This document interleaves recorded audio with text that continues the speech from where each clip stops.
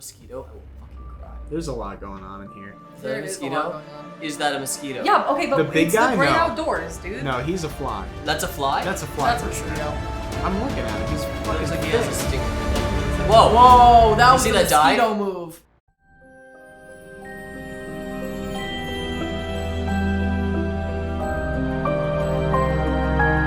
Welcome back, Mystery Seekers, to another episode of The Mystery Society Season 2.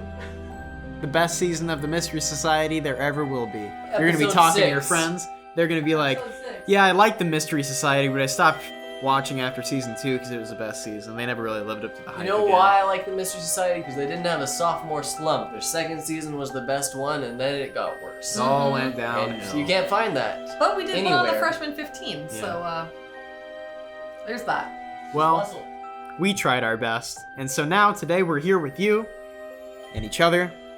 Jen, I'm here. Me. Taylor, Jen's here. we're all here, and we're here Nate's to talk here. about... You didn't say who you were. I'm Nate. I've never said who I was in any of these videos. I know. I just hope they guess. Today, we're going to be talking about Oh, Devin Williams. wait.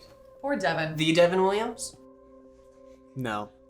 Today, we're going to be talking about Devin Williams, a man who was 29 years old. He was a father of 3, and he drove trucks for a living.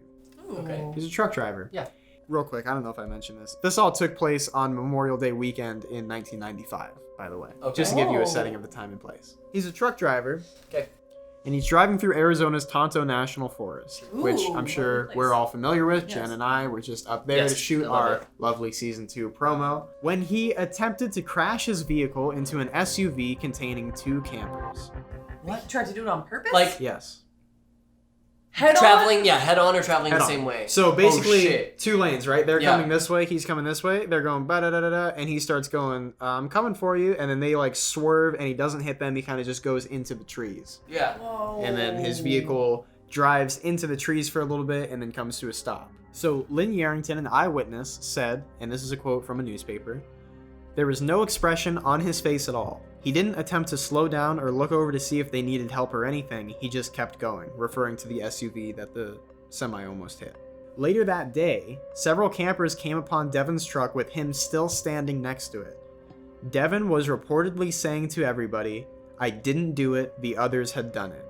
That's what's in the quote from the newspaper. A lot of other places also have this quote. They actually only have this quote and not the quote from the newspaper, where he also says, "They made me do it, I'm going to jail." Most That gave me publications chills. believe that he did say, "I'm going to jail." Some of them added in, "They made me do it." The only source I found that said, "I didn't do it, the others had done it," is the newspaper, which came out around the time it happened. I believe it was an Associated Press newspaper. Okay. So it was a legitimate publication. Right. By late Sunday afternoon, the truck was inspected by Deputy Dean Wells, and Devin was nowhere to be found. Wait, what? When was he standing around? Sunday morning? When was he standing around with people telling him that he didn't do it? When he went to crash into them, it was early morning On Sunday. on Sunday, and then probably like 1 or 2 hours go by, and then some people find him and start talking to him, and they start seeing him, and that's when he's saying, "I didn't do it," and all that. Late Sunday afternoon, so probably 3 or 4 p.m., the truck was inspected by Deputy Dean Wells, and Devin was nowhere to be found. On the semi, the cargo was intact, the refrigerator was still running, and there was no evidence whatsoever of foul play. So, he just disappeared. Well, no, there's a little bit more. The truck was recovered later by Kyle Burris of Flint Hill Transportation, which was the company Devin worked for as a truck driver. Oh. Okay. The next afternoon, Lynn, who is the eyewitness from before who was out there camping, and her husband, Jack, came upon Devin again after the semi had been recovered. He was still out there walking around, and Jack asked him if he needed help. And he replied, "I gotta light the grill." Now, this is not in any of the sources from around that era, as in like the newspapers from the local newspapers, but a lot of the publications I found online nowadays that are writing recently about this case have added this in, saying he replied, "I gotta light the grill." He had a $20 bill in his hand and was hitting it with a rock on the ground as if trying to light a fire with it. As if he had like a flint and stone. Whoa. But that could be like, it's not like a 100%. Right. They then said that he threw the rock at their car, so they left. They ended up being the last people who saw him alive. The day before all of this happened, so the day before Saturday, he remarked to his trucking company that he could not get any sleep lately. So he'd been driving some long hours. He wasn't able to get to sleep at night. A lot of truckers probably have issues with this. I've seen some videos actually of truckers calling in to their dispatch and asking if they can sleep after being awake for like 26 hours and being told no. His wife, Mary Lou, is certain that something happened to him as he was not doing drugs and had never done drugs in his life, and they were at the happiest time in their lives. They had just bought a house, they were settling down and starting their family. He had never done drugs, he passed all of his drug tests recently. When they investigated what of his personal affects were still in the semi, they noticed that he took his duffel bag and audio tapes with him and left everything else in the vehicle, including his briefcase. His family did not believe that he would ever leave his briefcase behind voluntarily. Wow. Many people still suspect foul play, while others suspect a psychotic break and death due to exposure. 2 years later, after it happened on May 2nd, 1997, his skull was found a quarter mile from where he disappeared, and it was tested and found to be positive for his skull. Okay. Right. I found some forum posts of people reaching out to his daughter, and they said that the family still has no idea what happened and is incredibly confused. They actually were in the forum posting. The actual family members were saying, Wow.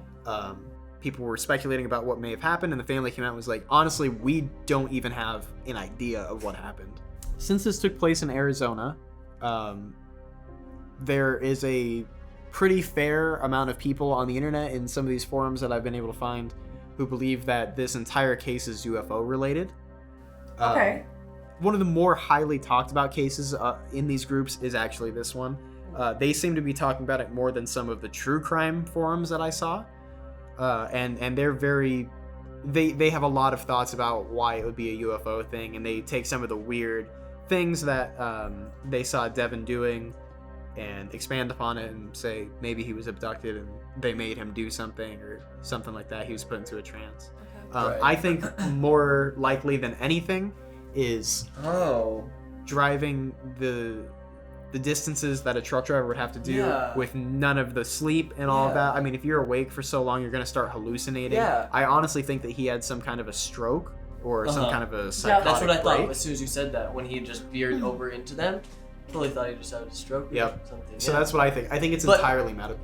And then he can 100% be blaming it on his bosses and his job for making him work that. That would be that. That would be the, I wanted to sleep. They made me do it. Like, I'm going to go to jail. Yeah. Because they wouldn't let me sleep. That's a good point. I actually haven't is a seen really that good brought point. up anywhere. That's a really good, Like they could have been the company. Yeah. No, right. that's entirely true. And then the entire I gotta light the grill thing could be, being out in the cold all night since they took his truck. Yeah. And further having a psychotic break. He probably wasn't able to sleep that night if it was snowing out, What if he finally what if he fell asleep? What if he, at that point, when he's out of his car, he probably finally could fall asleep and he just fell asleep in the forest? Maybe he was even sleepwalking. He was so tired he could have been sleepwalking when he saw them. Yeah. I've done that. I've sleepwalked and said things. And other people sleep talk all the time. Oh, It could have been something he striking a dollar with a rock, I need to light the grill. That so sounds like a either you are Weird you had a mental sleepwalking break thing. or you could be sleepwalking. Right.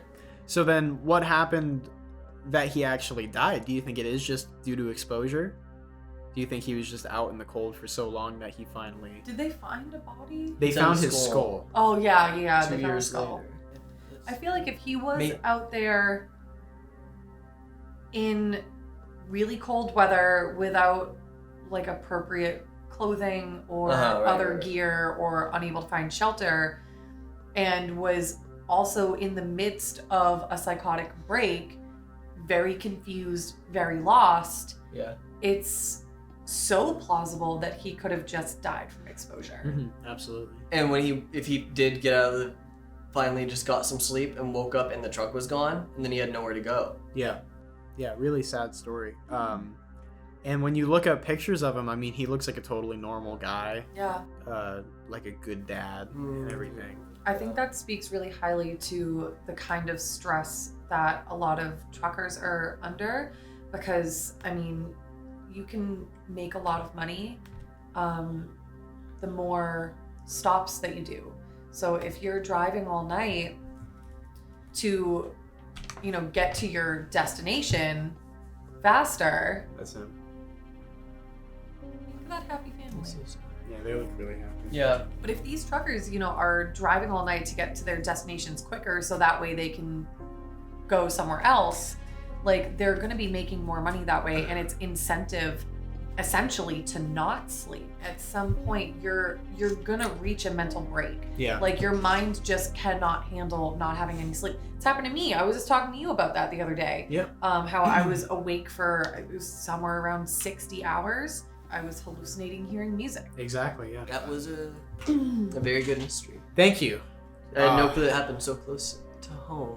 Yeah, same. Yeah. I haven't found that much like crazy stuff in Arizona, but I'm sure I just haven't looked around. Yeah, definitely. I feel like we get, for how creepy some of the areas of Arizona are, we really don't get a lot of good missing person stories. So I was pretty glad to find one. And thank you for watching Mystery Seekers for this great episode of the Mystery Society. And please tune in next week when you're going to see Taylor tell you about the Yuba County 5, which is a very, very interesting mystery. See y'all later. Bye. Bye. Cool. Sweet. Coffee break! Coffee break. Oh wait, let's